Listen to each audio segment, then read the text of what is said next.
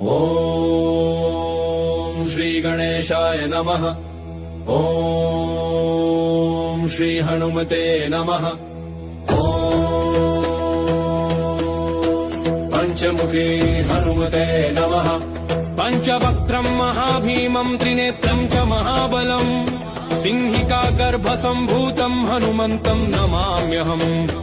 ॐ हम हनुमते रक्ष रक्ष सर्वतो माम्। ॐ हम हनुमते रक्ष रक्ष सर्वतो माम्।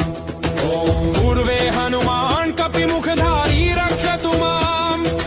दक्षिणे नारसिंह वपुर्मान् सदा पातु।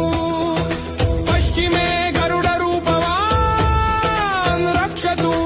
उत्तरदिशि वराहरूप सदा रक्षतु माम्। पूर्वे हयग्रीव विग्रह पातु मे शिरः। अधस्तात् ब्रह्म